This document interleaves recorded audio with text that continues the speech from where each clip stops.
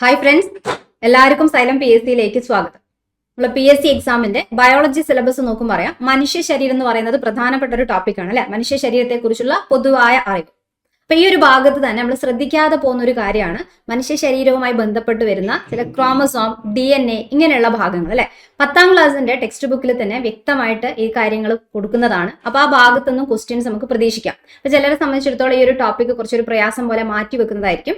പക്ഷെ ആ ഭാഗത്ത് നിന്ന് ഏതൊക്കെ കാര്യങ്ങൾ നിർബന്ധമായിട്ടും പഠിക്കണം. അപ്പൊ 10th പ്രിലിംസ് എക്സാമും അതുപോലെയുള്ള മറ്റെല്ലാ എക്സാമുകളിലും അറിഞ്ഞിരിക്കേണ്ട മനുഷ്യ ശരീരവുമായി ബന്ധപ്പെട്ട ക്രോമസോം റിലേറ്റഡ് ആയിട്ട് ചോദിക്കുന്ന ചോദ്യങ്ങൾ ഏതൊക്കെയാണെന്നാണ് പരിചയപ്പെടാൻ പോകുന്നത്. റെഡി അല്ലേ? അപ്പൊ നമുക്ക് നോക്കാം. ഒന്നാമത്തെ ഒരു ക്വസ്റ്റ്യൻ ഇതാണ്: ഏത് ക്രോമസോമിന്റെ ജീൻ തകരാറാണ് ത്വക്കിലെ ക്യാൻസർ ആയ മെലനോമയ്ക്ക് കാരണം? സ്ഥിരം ചോദിക്കുന്ന ഒരു ക്വസ്റ്റ്യൻ ആണ്. ഇത് നമ്മുടെ ടെക്സ്റ്റ് ബുക്കിൽ ഉള്ളതുകൊണ്ടാണ് ഈ ക്വസ്റ്റ്യൻ ഇങ്ങനെ വരുന്നത്. ഓക്കെ, ഏത് ക്രോമസോമിലെ ജീൻ തകരാറാണ് ത്വക്കിലെ ക്യാൻസർ ആയ മെലനോമ? അപ്പൊ ഇവിടെ നിന്ന് ആദ്യം മനസ്സിലാക്കേണ്ടത്, ഇവിടെ ഇങ്ങനെയും ചോദിക്കാം, ത്വക്കിലെ ക്യാൻസർ അല്ലെ. അപ്പൊ ത്വക്ക്, സ്കിൻ എന്ന് പറയുന്ന ഭാഗമായിട്ട് ബന്ധപ്പെട്ട് അതിനുണ്ടാവുന്ന ക്യാൻസറിന് പറയുന്ന പേരെന്താന്ന് ചോദിച്ചാൽ മെലനോമയാണ്. അപ്പൊ മെലനോമ ഏത് ഭാഗത്തെ ബാധിക്കുന്നതാണ്? ത്വക്ക് എന്നുള്ളതാണ് ആൻസർ അല്ലെ. അതേപോലെ തന്നെ ഇവിടെ നിന്ന് ഓർമ്മിച്ച് വെച്ചേക്കാം. അപ്പൊ ചോദിക്കാം സാർക്കോമ, മുൻപേ ചോദിച്ച ക്വസ്റ്റൻ ആണ്. സാർക്കോമ എന്ന് പറയുമ്പം ശരീരത്തിൽ ഏത് ഭാഗത്തിന് ഉണ്ടാവുന്ന ക്യാൻസർ ആണ്? സാർക്കോമ ആണെങ്കിൽ അസ്ഥിയാണ്, ബോൺ അല്ലെ. അസ്ഥിക്ക് ഉണ്ടാവുന്ന ക്യാൻസറിനെയാണ് നമ്മൾ സാർക്കോമ എന്ന് പറയുന്നത്. മെലനോമ എന്ന് പറഞ്ഞാൽ നമ്മൾ ത്വക്കിനുണ്ടാവുന്ന ക്യാൻസർ ആണ്. ഇപ്പൊ നമ്മൾ ക്വസ്റ്റ്യനിലേക്ക് വരികയാണെങ്കിൽ ക്രോമസോം ആണ് ചോദിച്ചല്ലേ. ഏതാ വരിക? മെലനോമ എന്ന് പറയുമ്പോൾ ഓർമ്മിക്കാൻ ജസ്റ്റ് ഒരു നോമ എന്ന് പറയുമ്പോൾ വേണമെങ്കിൽ നമുക്ക് നയൻ അല്ലെ, ഇങ്ങനെ ആലോചിക്കാലോ. 9 എന്ന് പറഞ്ഞാൽ എന്താ? 9 അല്ലെ. നോമ 9 ഒരു സൗണ്ട് വെച്ച് കണക്ട് ചെയ്യുകയാണെങ്കിൽ ആൻസർ ഏതാണ്? ഓപ്ഷൻ സി 9 എന്നുള്ളതാണ് ഇവിടുത്തെ ആൻസർ. റെഡി? ഇത് ടെക്സ്റ്റ് ബുക്കിൽ കൊടുത്ത ഭാഗമാണ് ഇപ്പൊ നിങ്ങൾക്ക് സ്ക്രീനിൽ കാണാൻ പറ്റുന്നത്. ഇവിടെ നോക്കിയേ, ക്രോമസോമുകളും രോഗങ്ങളും കൊടുത്തിട്ടുണ്ട് അല്ലെ. അപ്പൊ ചില രോഗങ്ങൾക്ക് ജനിതകപരമായ കാരണങ്ങളുണ്ട്. അപ്പൊ ത്വക്കിലെ ക്യാൻസറിന് എപ്പോഴും ഈ ജനിതക കാരണം കൊണ്ട് മാത്രമല്ല, അല്ലാത്ത രീതിയിൽ നമുക്ക് അറിയാം അല്ലെ ക്യാൻസർ ഉണ്ടാവും എന്നുള്ളത്. അതല്ലാതെ ജനിതകപരമായ കാരണങ്ങളുണ്ട് ക്യാൻസറിനെ സംബന്ധിച്ചിടത്തോളം. അപ്പൊ ഉദാഹരണമായി മനുഷ്യരിൽ ക്രോമസോം നമ്പർ 11 ജീനിന്റെ തകരാറ് സിക്കിൾ സെൽ അനീമിയയ്ക്കും, സിക്കിൾ സെൽ അനീമിയ അല്ലെങ്കിൽ അരിവാൾ രോഗം എന്ന് പറഞ്ഞാൽ ഒരു ജനിതക രോഗമാണ് അല്ലെ. അപ്പൊ അത് വരുമ്പോൾ ഏത് ക്രോമസോമിന്റെ തകരാറാണ്? Chromosome number 11 തകരാറാണ്. അതേപോലെ ക്രോമസോം നമ്പർ 14 തകരാറ് കണ്ടല്ലോ, 14 ജീനിന്റെ തകരാറ് ഏത് രോഗമായിട്ട് ബന്ധപ്പെട്ട? അൽഷിമേഴ്സ് രോഗത്തിനും കാരണമാകുന്നതായി കണ്ടെത്തി. ഇനി ത്വക്കിലെ ക്യാൻസർ ആയ മെലനോമ ക്രോമസോം നമ്പർ 9 ജീനിന്റെ തകരാറ് മൂലമാണ് ഉണ്ടാവുന്നത്.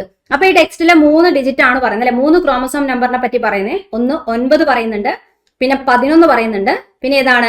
14 അല്ലെ. 14 ഇത് 3 ആണ് പറയുന്നത്. 9, 11, 14. അപ്പൊ 9 എന്ന് പറയുമ്പോൾ ഏതാണ് ഇപ്പൊ നമ്മൾ പഠിച്ച മെലനോമ ഓർമ്മിച്ച് വെച്ചേക്കാം. Melanoma ത്വക്കിലെ cancer.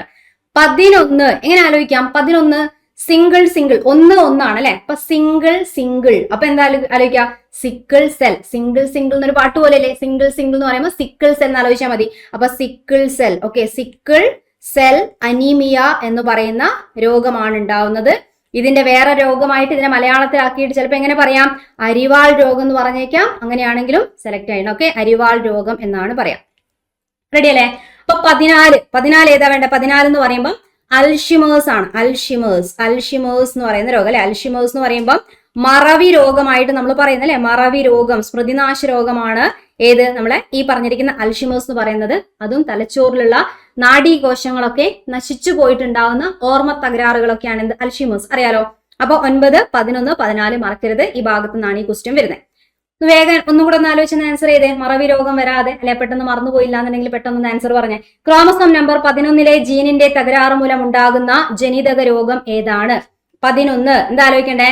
സിംഗിൾ അല്ലെ. 1 അല്ലെ. 1 എന്നല്ലേ, സിംഗിൾ. അപ്പൊ ഏത് കിട്ടും? Sickle cell. Okay, sickle cell anaemia എന്നുള്ളതാണ് ആൻസർ. ചിലപ്പോൾ സിക്കിൾ സെൽ അനീമിയയ്ക്ക് ഒരു ഓപ്ഷൻ എന്തായിരിക്കാം? അരിവാൾ രോഗം എന്നായിരിക്കാം ഓപ്ഷനിൽ കൊടുക്കുന്നത്. ഇനി അടുത്തൊരു ക്വസ്റ്റ്യൻ, ഈ ഭാഗത്തുനിന്ന് അറിഞ്ഞിരിക്കേണ്ട വേറൊരു ക്വസ്റ്റ്യൻ നമ്മുടെ ടെക്സ്റ്റ് തന്നെ പറയുന്നതാണ്. ജനിതക പശ എന്നറിയപ്പെടുന്ന എൻസൈം ഏതാണ്? പ്രധാനമായിട്ട് 2-3 എൻസൈമിന്റെ പേരൊക്കെ ഈ ഭാഗത്ത് നിന്ന് എപ്പോഴും ഓർമ്മിച്ച് വെക്കേണ്ടതാണ്. അപ്പൊ നമ്മുടെ ടെക്സ്റ്റ് തന്നെ പറഞ്ഞിട്ടുള്ള ഒരു എൻസൈം ആണ് ഇത് ജനിതക പശ. പശ എന്തിനാ? ഒട്ടിക്കാൻ വേണ്ടിയിട്ടാണ് ജനിതക പശ അല്ലെ. അപ്പം ജനിതക വസ്തുക്കൾ, നമ്മുടെ DNA, ജീനുകൾ അല്ലെ, ഇതൊക്കെ ഒട്ടിച്ചേർക്കാൻ ഉപയോഗിക്കുന്ന ഒരു പശ പോലെ ഒട്ടിക്കാൻ ഉപയോഗിക്കുന്ന അല്ലെങ്കിൽ അതിന് കാരണമാവുന്ന എൻസൈമിനെ പറ്റിയാണ് ചോദിക്കുന്നത്. രാസാഗ്നിനെ പറ്റിയാണ് ചോദിക്കുന്നത്. ഏതാണ് answer? Ligase, nuclease, polymerase, restriction endonuclease. ഈ 4 ഓപ്ഷൻസ് ആണുള്ളത്. ആൻസർ ഏതാന്ന് അറിയാലോ? ആൻസർ ഏതാ വരിക? ഓപ്ഷൻ എ ആണ്. ലിഗേസ് എന്ന് പറയുന്ന എൻസൈമിനെയാണ് നമ്മൾ ജനിതക പശ എന്ന് പറയുന്നത്. ജനറ്റിക് ഗ്ലൂ അല്ലെ, എവിടെ കണ്ടില്ല ഇംഗ്ലീഷില്? ജനറ്റിക് ഗ്ലൂ അല്ലെങ്കിൽ ജനിതക പശ എന്നാണ് പറയാ. ഇതും നമ്മളെ ബുക്കിലുള്ളതാണ്. അതും SCERT ടെക്സ്റ്റ് ബുക്കിലും NCERT ലെവൽ ഓഫ് ടെക്സ്റ്റ് ബുക്കിലും ഒക്കെ കൃത്യമായിട്ട് എടുത്തു പറയുന്ന എൻസൈമിന്റെ പേരുണ്ട്. ഒന്ന് ഓർമ്മിച്ച് വെച്ചേക്കാം. ഇവിടെ നോക്കാം. ഇപ്പൊ നമ്മൾ ക്വസ്റ്റ്യനിൽ കണ്ട കാര്യം ഇവിടെയാണ്. ജീനുകളെ വിളക്കി ചേർക്കാൻ, കാണുന്നില്ലേ താഴെ? വിളക്കി ചേർക്കാൻ വെച്ചാൽ യോജിപ്പിക്കുകയാണ്. വിളക്കി ചേർക്കാൻ ഉപയോഗിക്കുന്നത് ലിഗേസ് എന്ന എൻസൈം ആണ്. ഇതിനെ നമ്മൾ ജനിതക പശ എന്നാണ് അറിയപ്പെടുന്നത്. അപ്പൊ ജനിതക വസ്തുക്കൾ, ജീനുകളെ കൂട്ടിച്ചേർക്കാൻ ഉപയോഗിക്കുന്ന എൻസൈമാണ് ലിഗേസ്. കൂട്ടിച്ചേർക്കാണ്, പശ പോലെ ഒട്ടിച്ചു വെക്കുകയാണ് അല്ലെ, അതുകൊണ്ടാണ് ജനിതക പശ എന്ന് പറയുന്നത്. അങ്ങനെയാണെങ്കിൽ ജീനുകളെ മുറിച്ചു മാറ്റാൻ, സെപ്പറേറ്റ് ചെയ്യാനും ഒരു എൻസൈം ഉപയോഗിക്കുന്നത്. നേരെ ഓപ്പോസിറ്റ്. ആ എൻസൈമിന്റെ പേരും പഠിച്ചു വെക്കണം. ജീനുകളെ മുറിച്ചെടുക്കാനും കൂട്ടിച്ചേർക്കാനും എൻസൈമുകളെയാണ് നമ്മൾ പ്രയോജനപ്പെടുത്തുന്നത്. ജീനുകളെ മുറിച്ചു മാറ്റാൻ ഉപയോഗിക്കുന്നത് റെസ്ട്രിക്ഷൻ എൻഡോന്യൂക്ലിയേസ് എന്ന എൻസൈം ആണ്. ഇത് ഓപ്ഷനിൽ കണ്ടല്ലോ. ഓപ്ഷൻ ഡിയിൽ ഏതാണുള്ളത്? റെസ്ട്രിക്ഷൻ എൻഡോന്യൂക്ലിയേസ് എന്നാണുള്ളത് അല്ലെ. റെഡി അല്ലേ? അപ്പൊ മുറിച്ചു മാറ്റാൻ ഇപ്പൊ ആലോചിച്ചാൽ മതി. ഇപ്പൊ മുറിച്ചു മാറ്റാൻ, നമുക്ക് വേണ്ടാത്ത ഒരു കാര്യങ്ങൾ കടന്നു വരാൻ പാടില്ലാത്തതിനെ നമ്മൾ റെസ്ട്രിക്ട് ചെയ്യും അല്ലെ. മുറിച്ചു മാറ്റുകയാണ് വേണ്ടത്. ഇപ്പൊ വേണ്ടാത്തതാണെങ്കിൽ നമ്മൾ റെസ്ട്രിക്ട് ചെയ്യണം, മുറിച്ചു മാറ്റും, ഒഴിവാക്കും അല്ലെ. അങ്ങനെ തന്നെ ആലോചിക്കുക. അപ്പൊ റെസ്ട്രിക്ഷൻ ആണ് അവിടെ, മുറിച്ചു മാറ്റമാണ്. മുറിച്ചു മാറ്റുന്നതിന് നമ്മൾ റെസ്ട്രിക്ഷൻ എൻഡോന്യൂക്ലിയേസ് എന്ന് പറയുന്നു. അപ്പൊ അത് എന്തായിരിക്കും പറയാം? മുറിച്ചു മാറ്റുന്ന അധികം നമ്മൾ കത്രിക, ഒരു DNA-നെയും ജീനെയും ഒക്കെ മുറിക്കുക എന്ന് പറയുമ്പോൾ നമ്മൾ കത്രികയും കത്തിയൊന്നും എടുത്തിട്ടല്ല മുറിക്കുക. ആ കത്രിക പോലെ വർക്ക് ചെയ്യുന്ന എൻസൈം ആണ് അതിന് കാരണം അല്ലെ. അപ്പൊ അതുകൊണ്ട് മുറിക്കുന്ന ഉപകരണം എന്നുള്ള അർത്ഥത്തില് ജനിതക കത്രിക എന്നാണ് ഇതിനെ നമ്മൾ പറയുന്നത്. അപ്പൊ റെസ്ട്രിക്ഷൻ എൻഡോന്യൂക്ലിയേസ് ജനിതക കത്രിക. ഓക്കെ, ജനിതക പശ എന്ന് പറയുന്ന സമയത്ത് ഏതാണ്? ലിഗേസ് ആണ് വരിക. Okay, ligase. റെഡി? ക്ലിയർ അല്ലേ? ഈ 2 കാര്യങ്ങളും മറക്കരുത്, സിമ്പിൾ ആണ്. അടുത്തൊരു ക്വസ്റ്റ്യൻ നോക്കാം. 44+XX എന്നത് ഒരു പുരുഷന്റെ ജനിതക ഘടനയാണ്, ഒരു സ്റ്റേറ്റ്മെന്റ് ആണ് അല്ലെ. 44+XY എന്നത് സ്ത്രീയുടെ ജനിതക ഘടനയാണ്. 2 സ്റ്റേറ്റ്മെന്റ് ആയിട്ടാണ് കൊടുത്തിട്ടുള്ളത്. ഈ 2 സ്റ്റേറ്റ്മെന്റും വായിച്ചിട്ട് അത് 2 ശരിയാണോ തെറ്റാണോ ഈ കാര്യങ്ങളാണ് പറയേണ്ടത്. ഇവിടെ എന്താ വേണ്ടേ? 44+XX എന്നൊക്കെ പറയുമ്പോൾ ആദ്യം നമ്മൾ മനസ്സിലാക്കേണ്ടത് ഒരു മനുഷ്യന്റെ ക്രോമസോം സംഖ്യ എത്രയാണെന്ന് അറിയണം അല്ലെ. അത് ഏറ്റവും ബേസ് ആയിട്ട് നമ്മൾ അറിഞ്ഞിരിക്കേണ്ട കാര്യമാണ്. ഒരു മനുഷ്യന്റെ ക്രോമസോം സംഖ്യ എത്രയാണ്, ക്രോമസോം നമ്പർ എത്രയാണ് എന്ന് പറഞ്ഞാൽ നമ്മുടെ ശരീരത്തിലെ ഓരോ കോശത്തിന്റെ അകത്തും എത്ര ക്രോമസോമുകൾ ഉണ്ട് എന്നാണ് ചോദിക്കുന്നത്. എത്രയുണ്ട്? 46 ആണ് ആൻസർ. അത് അറിയണം. 46. ഈ 46 ചിലപ്പോൾ നമ്മൾ ജോഡികളായിട്ടാണ് കാണുക. ഓരോ കോശത്തിലും 46 46 46 എന്ന് പറഞ്ഞുകൊണ്ട് ക്രോമസോം നമ്പറുകൾ ഉണ്ട്. 46 എണ്ണം ഉണ്ട്, ഓരോ കോശത്തിലുണ്ട്. അപ്പം ഇതിനെ 46 എന്ന് പറയുന്നത് ജോഡിയായിട്ടാണ് കാണുന്നത്. 46ന് എത്ര ജോഡിയാക്കുക? 2 ജോഡി അല്ലെ. 23 വീതമുള്ള 2 ജോഡിയായിട്ടാണ് കാണാൻ പറ്റുക. അപ്പൊ ക്രോമസോം സംഖ്യ ചോദിച്ചാൽ 46 എന്ന് പറയാം, അല്ലെങ്കിൽ 23 ജോഡി എന്ന് പറഞ്ഞു കഴിഞ്ഞാൽ എന്താണ്? ശരിയാണ്. ഓക്കെ, റെഡി അല്ലേ? ഇനി ഇതിലേക്ക് വരികയാണെങ്കിൽ ഈ 46 ക്രോമസോമില് 44 ക്രോമസോമുകളും, ഓക്കെ, 44 ക്രോമസോമുകളും സ്ത്രീ പുരുഷൻ എന്നുള്ള വ്യത്യാസം ഇല്ലാതെ എല്ലാവരിലും ഒരേപോലെ കാണപ്പെടുന്ന ക്രോമസോമുകളാണ് 44 ക്രോമസോമുകളും. ഇനി ബാക്കി എത്രയുള്ളത്? 46ലേക്ക് ബാക്കി എത്രയുള്ളത്?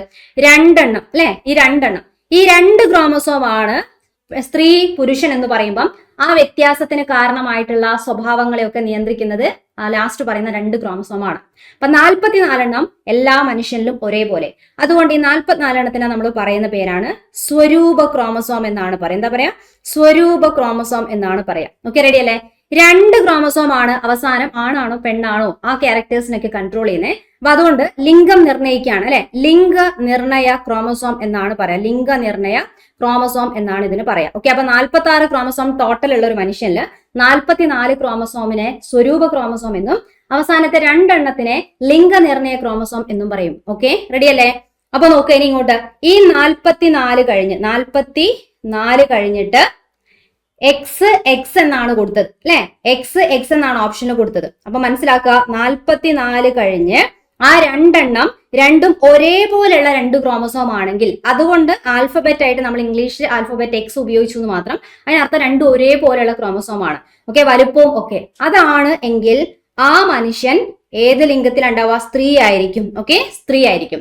44 കഴിഞ്ഞ് ഈ അവസാനത്തെ 2 ക്രോമസോം വരുമ്പോൾ വ്യത്യാസമുള്ള 2 ക്രോമസോം ആണ്. ഒന്ന് വലുതും ഒന്ന് ചെറുതും എന്ന് പറയുമ്പോൾ ആൽഫബറ്റ് ഉപയോഗിച്ച് നമുക്ക് ഒരു വ്യത്യാസം കാണിക്കുകയാണ്.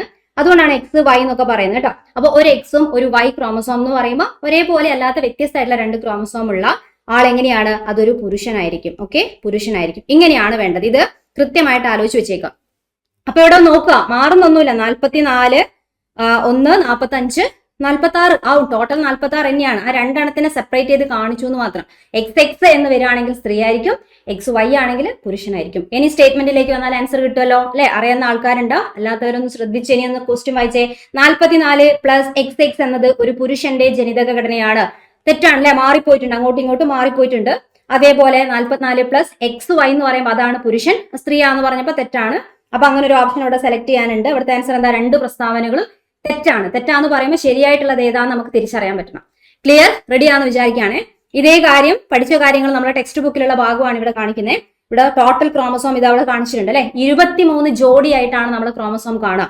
1 ജോഡി, 2 ജോഡി, 3 ജോഡി, 4 ജോഡി, ഇതാ ഇങ്ങനെ വന്ന് അവസാനം 22 ജോഡി വരെ കാണിച്ചു അല്ലെ? അപ്പൊ 22 ജോഡി വരെ എന്ന് പറഞ്ഞാൽ നമ്പർ എത്രയാ? 44 അല്ലേ? 22 ജോഡി 44. ആ 44 എണ്ണത്തിന് എന്താ പറയാ? നമ്മള് സ്വരൂപ ക്രോമസോമുകൾ എന്നാണ് പറയാ. സ്വരൂപ ക്രോമസോമുകൾ. Okay, ready. ഇനി അവസാനത്തെ 2 എണ്ണമാണ് ലിംഗനിർണയ ക്രോമസോമുകൾ എന്നറിയപ്പെടുന്നത് അല്ലെ? അത് എക്സ് വൈ ആണോ എക്സ് എക്സ് ആണോ നോക്കിയിട്ട് നമുക്ക് അതിലേക്ക് വരാം. Okay, ready. അപ്പൊ മനുഷ്യനിൽ 46 ക്രോമസോമുകൾ ഉണ്ട്. ഇവയിൽ 44 എണ്ണം സ്വരൂപ ക്രോമസോമുകളും ഇംഗ്ലീഷിൽ പറയാ സൊമാറ്റിക് ക്രോമസോം എന്നാണ്. ഓക്കെ, 2 എണ്ണം ലിംഗനിർണയ ക്രോമസോമുകളും ആണ്. മറക്കരുത്. ഓക്കെ, പ്രധാനപ്പെട്ട പോയിന്റ് ആണ് മാർക്ക് ചെയ്യുന്നത്. ഇനി ഒരുപോലെയുള്ള 2 ക്രോമസോമുകൾ, ഒരുപോലെയുള്ള ക്രോമസോം, അതാണ് നമ്മൾ ഒരുപോലെ എന്ന് കാണിക്കാൻ 2 എക്സ് തന്നെ ഇട്ടത്. എക്സ് എക്സ് ചേർന്നതാണ് ഒരു സ്വരൂപ ജോഡി. അങ്ങനെ നോക്കുക, 22 ജോഡി സ്വരൂപ ക്രോമസോമുകളാണ് മനുഷ്യരിലുള്ളത്. ഓക്കെ, റെഡി അല്ലേ? ഇവിടെ സ്വരൂപ ക്രോമസോമിന്റെ കേസ് പറഞ്ഞതാണ്. ഒരുപോലെയുള്ള 2 ക്രോമസോമുകൾ ചേർന്നതാണ് ഒരു സ്വരൂപ ജോഡി. ഒരു ജോഡി എന്ന് പറയുമ്പോൾ എല്ലാരെയും കണ്ടില്ലേ?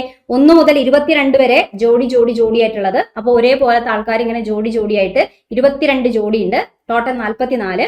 അതിനെ നമ്മൾ സ്വരൂപ ക്രോമസോം എന്നാണ് പറയാം. ഓക്കെ, ഇനി ലിംഗനിർണയ ക്രോമസോം എന്ന് പറഞ്ഞാൽ 2 തരത്തിലാണുള്ളത്. അത് ഏതൊക്കെ പേരിലാ പറയുന്നേ അല്ലെ? എക്സ് ക്രോമസോം എന്നും വൈ ക്രോമസോം എന്നും വിളിക്കുന്നു. സ്ത്രീകളിൽ 2 എക്സ് ക്രോമസോമുകളും പുരുഷന്മാരില് 1 എക്സും 1 വൈ ക്രോമസോമും ആണുള്ളത്. അതായത് സ്ത്രീയുടെ ജനിതക ഘടന കണ്ടല്ലോ, ഈ ഭാഗത്താണ് ക്വസ്റ്റ്യൻ വന്നത്. സ്ത്രീയുടെ ജനിതക ഘടന എന്ന് പറയുന്നത് 44 പ്ലസ് എക്സ് എക്സ്, പുരുഷന്റേതാണെങ്കിൽ 44 പ്ലസ് എക്സ് വൈ എന്നതാണ് വേണ്ടത്. ഇപ്പൊ ഏതാണ്ട് കുറച്ച് കാര്യങ്ങളൊക്കെ ക്ലിയർ ആയി കാണുന്നു വിചാരിക്കാണ്. ഓക്കെ, റെഡി അല്ലേ? ക്ലിയർ? ജസ്റ്റ് ഒന്ന് എഴുതി നോക്കിയാൽ മനുഷ്യന്റെ ക്രോമസോം സംഖ്യ എത്രയാണ്? ടോട്ടൽ 46 അല്ലെ? അപ്പൊ 23 ജോഡി എന്ന് കാണാം. അങ്ങനെയാണെങ്കിലും സെലക്ട് ചെയ്യാം. വെറും 23 എന്ന് മാത്രം കണ്ടാൽ സെലക്ട് ചെയ്യരുത്.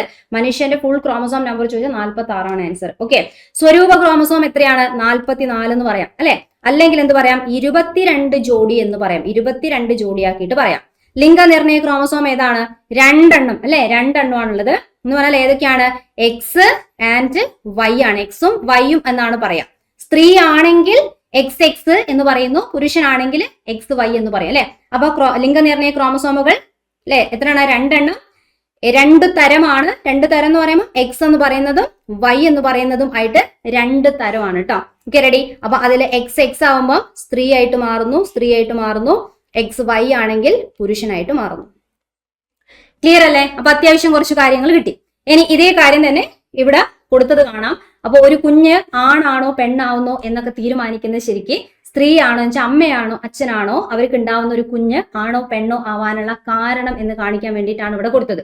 അപ്പൊ നോക്കുക, കുട്ടി ആണാകുന്നതിനും പെണ്ണാകുന്നതിനും നിർണായകമാകുന്നത് ആരാണ്? പിതാവിൽ നിന്നുള്ള എക്സ് വൈ ക്രോമസോമുകളാണ് അല്ലെ? ഒരു അമ്മേനെ സംബന്ധിച്ചിടത്തോളം, ഒരു സ്ത്രീനെ സംബന്ധിച്ചിടത്തോളം എക്സ് എക്സ് ആണ്. സ്ത്രീന്റെ ജനിതക ഘടനയിൽ ലിംഗനിർണയ ക്രോമസോം എക്സ് എക്സ് ആണ് ഉണ്ടാവുക. പുരുഷനാണ് എക്സ് വൈ എന്ന് പറയുന്ന രീതിയിലുള്ളത് അല്ലെ? റെഡി അല്ലേ? അപ്പൊ ഇതിൽ നിന്ന് എന്താ പറയുന്നത്? ബീജകോശങ്ങൾ ഉണ്ടാവുന്ന സമയത്ത്, ഗമീറ്റുകൾ ഉണ്ടാവുന്ന സമയത്ത് അല്ലെ ബീജകോശം ഉണ്ടാവുന്ന സമയത്ത് സ്ത്രീക്ക് എപ്പോഴും എക്സ് എന്ന് പറയുന്ന ബീജകോശം തന്നെയാണ്. അണ്ഡകോശത്തില് എക്സ് എന്ന് പറയുന്ന ക്രോമസോം മാത്രമേ അവർക്ക് കൊടുക്കാനുള്ള കഴിവുള്ളൂ. പുരുഷനെ സംബന്ധിച്ചിടത്തോളം എക്സിനെയും നൽകാം വൈനെയും നൽകാൻ പറ്റും. ഓക്കെ, അപ്പൊ സ്ത്രീയിൽ നിന്നുള്ള ഈ എക്സ് ക്രോമസോം പോയിട്ട് പുരുഷനിൽ നിന്നുള്ള എക്സുമായിട്ട് യോജിക്കുകയാണെങ്കിൽ അത് എക്സ് എക്സ് ആവുന്നു, വീണ്ടും എന്താവുന്നു? സ്ത്രീ ആവുന്നു. എന്ന് പറഞ്ഞാൽ കുഞ്ഞ് പെൺകുഞ്ഞാവുന്നു അല്ലെ? അപ്പൊ പെൺകുഞ്ഞായിട്ട് മാറുന്നു, പെൺകുഞ്ഞായിട്ട് മാറുന്നു.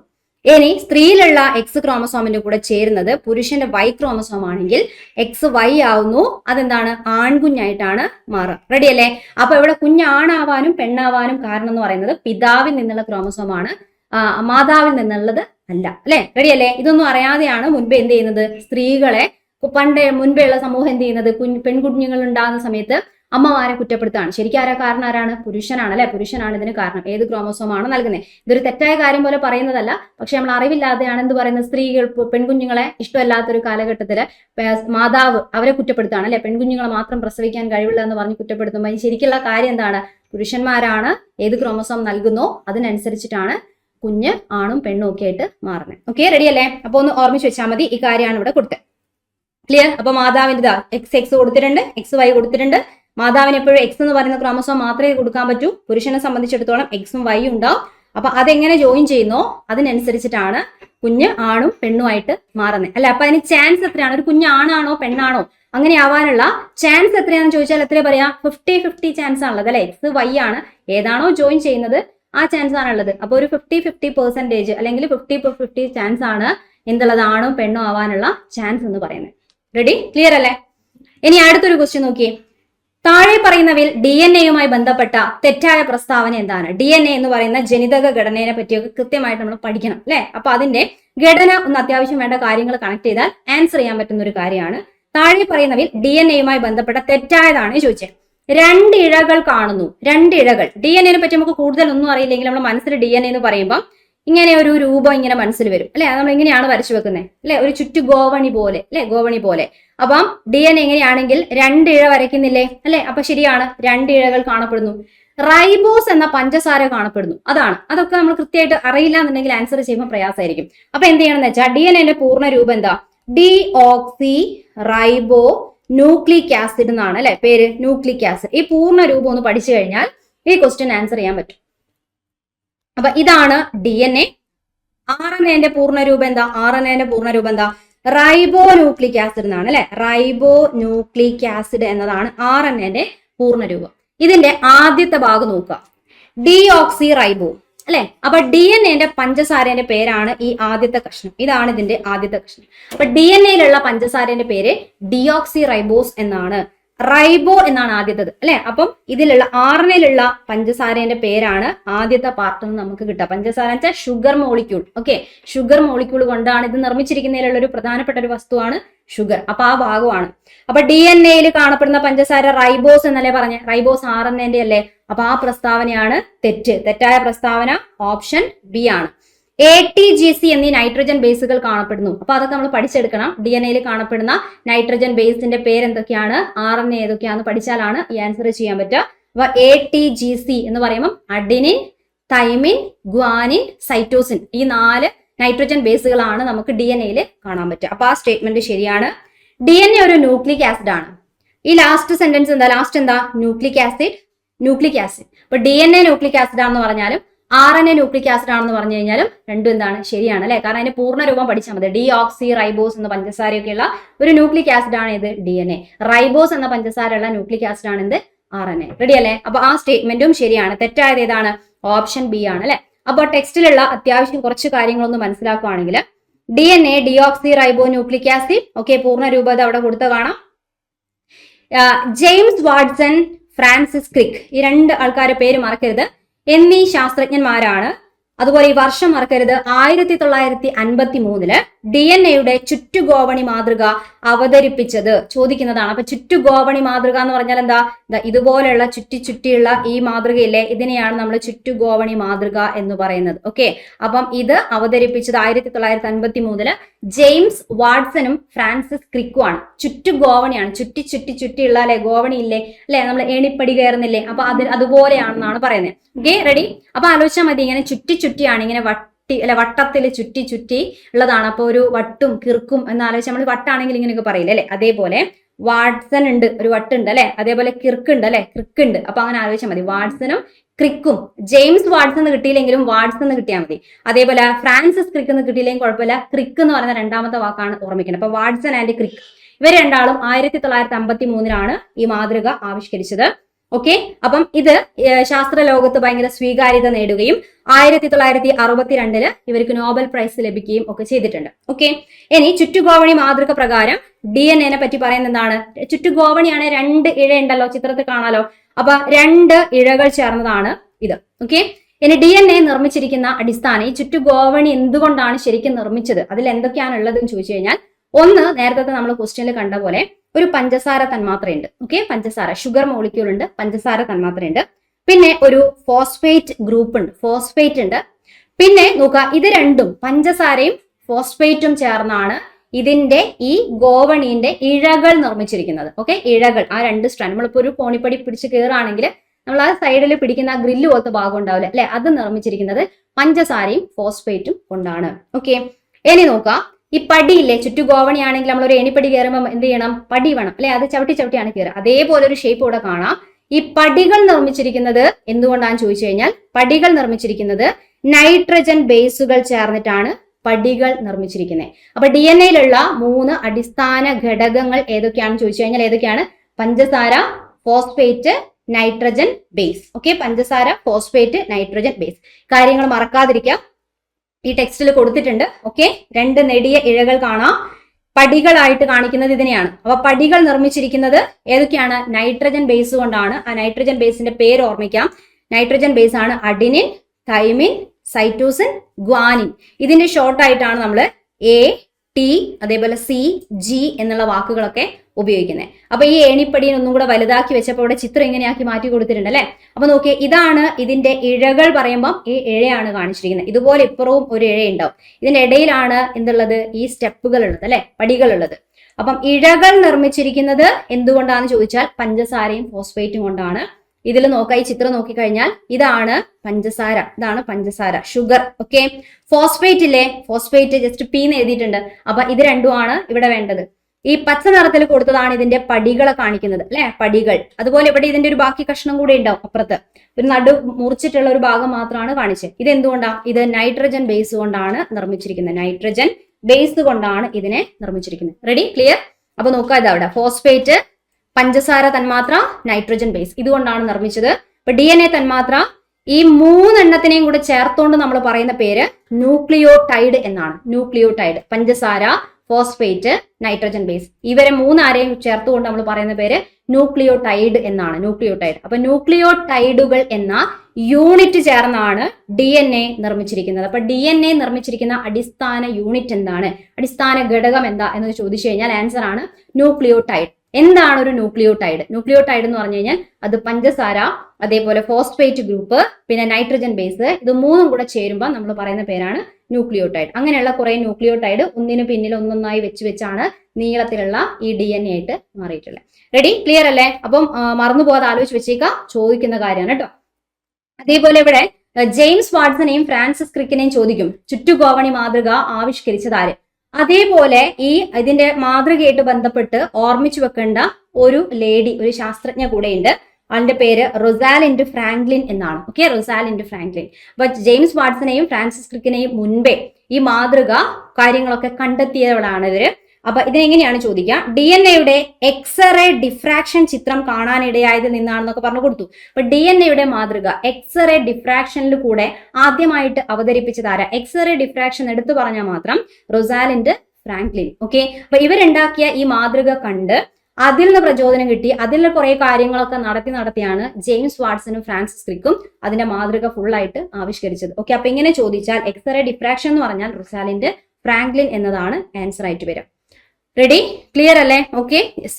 ഇനി നോക്കാം, ഇവിടെ DNA-നെ പോലെ തന്നെ പ്രധാനപ്പെട്ടതാണ് RNA അല്ലെ.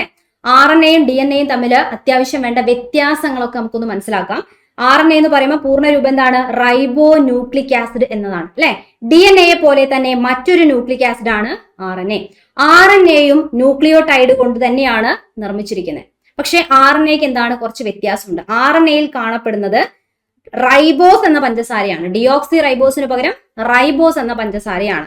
അതുപോലെ DNA-യിൽ കാണപ്പെടുന്ന നൈട്രജൻ ബേസിന്റെ പേരുകളുണ്ട്, ഓർമ്മിച്ചു വെച്ചേക്കുക. DNA-നെ സംബന്ധിച്ചിടത്തോളം നൈട്രജൻ ബേസുകൾ adenine, thymine, guanine, cytosine. Okay, ഇതാണ് ഫുൾ ഫോം. ഓൾറെഡി നമ്മൾ നേരത്തെ കണ്ടു. RNA എന്ന് പറയുന്ന സമയത്ത് ഇവിടെ ചെറിയൊരു വ്യത്യാസമാണ്. അഡിനിൻ ഉണ്ടാവും, പക്ഷെ തൈമിന് പകരം നമ്മൾ യുറാസിൽ എന്നുള്ള അർത്ഥത്തിൽ U ആണ് എഴുതുക. അതേപോലെ ഗ്വാനിനും സൈറ്റോസിനും വ്യത്യാസമില്ല. ഓക്കെ, അപ്പൊ U എന്താണ്? യുറാസിൽ. യുറാസിൽ എന്നതാണ് ഇതിലുള്ള നൈട്രജൻ ബേസിന്റെ പേര്. റെഡി, അപ്പൊ ആ ഒരു വ്യത്യാസം ഓർമ്മിക്കാം. പിന്നെ DNA 2 ഇഴകളാണ്, പക്ഷെ RNA സംബന്ധിച്ചിടത്തോളം ഒറ്റ ഇഴയായിട്ടാണ് കാണാൻ പറ്റുക. അപ്പൊ ആ വ്യത്യാസം ഒന്ന് നോട്ട് ചെയ്ത് കഴിഞ്ഞാൽ ഇവിടെ തന്നെ പഠിക്കാം. DNA, RNA ഇഴകളുടെ എണ്ണം DNAക്ക് എത്രയാണ്? 2, RNAക്ക് 1 അല്ലെ. പഞ്ചസാരയുടെ ഏത് ടൈപ്പ് പഞ്ചസാരയാണ്? ഡിയോക്സി റൈബോസ് എന്ന് പറയുന്ന പഞ്ചസാരയാണ്. ഇവിടെയാണെങ്കിലോ റൈബോസ് എന്ന് പറയുന്ന പഞ്ചസാരയാണ് ഉള്ളത് അല്ലെ. റെഡി അല്ലെ. നൈട്രജൻ ബേസ് ഏതൊക്കെയാണ് DNA-ല്? അഡെനിൻ, തൈമിൻ, ഗ്വാനിൻ, സൈറ്റോസിൻ. ഇവിടെയാണെങ്കിലോ അഡിനിൻ എഴുതാം, തൈമിൻ എഴുതാൻ പാടില്ല. തൈമിന് പകരം uracil, then guanine, cytosine. Ready, clear അല്ലേ? അപ്പൊ അത്യാവശ്യം ഇതിന്റെ ഘടനയും കാര്യങ്ങളും കൂടെ മനസ്സിലാക്കാൻ പറ്റിയെന്നാണ് വിചാരിക്കുന്നത്. അപ്പൊ ഇവിടെ നമ്മൾ പറഞ്ഞ കാര്യങ്ങളൊക്കെ ഇതേ കാര്യം ഇവിടെയുള്ള സ്ലൈഡിലാണെങ്കിലും DNA പറ്റിയുള്ളതും ഏതൊക്കെ പഞ്ചസാരയാണ്, ഏതൊക്കെ നൈട്രജൻ ബേസ് ആണെന്നുള്ളത് ഈ ഒരു സ്ലൈഡിലും കാണാം. അപ്പൊ ഇതൊക്കെ ഓൾറെഡി നമ്മൾ SCERT ടെക്സ്റ്റ് ബുക്കിൽ തന്നെ കൊടുത്തിട്ടുള്ള ഫാക്റ്റ് ആണ്. അപ്പൊ ക്ലിയർ ആയി കാണുന്നു വിചാരിക്കുകയാണ്. Ready, okay. അപ്പൊ എന്തായാലും ഇതേപോലെ ഈ ഒരു ഭാഗം ഒഴിവാക്കാതെ നമ്മൾ പഠിക്കേണ്ടതാണ്. മനുഷ്യ ശരീരമായിട്ട് ബന്ധപ്പെട്ട് അറിഞ്ഞിരിക്കേണ്ടതാണ് DNA ആണെങ്കിലും ക്രോമസോം ആണെങ്കിലും ഒക്കെ. അപ്പൊ ടെക്സ്റ്റ് ബുക്ക് എന്നുള്ള അടിസ്ഥാനത്തിൽ SCERT കൊടുത്ത ഫാക്ട് എന്നുള്ള അടിസ്ഥാനത്തിൽ ഈ കാര്യങ്ങൾ നന്നായിട്ട് മനസ്സിലാക്കാൻ വേണ്ടി ശ്രമിക്കുക. അപ്പൊ യൂസ്ഫുൾ ആയി കാണുന്നു വിചാരിക്കുകയാണ്. ഇതേപോലുള്ള വീഡിയോസ് ആയിട്ട് നമുക്ക് വീണ്ടും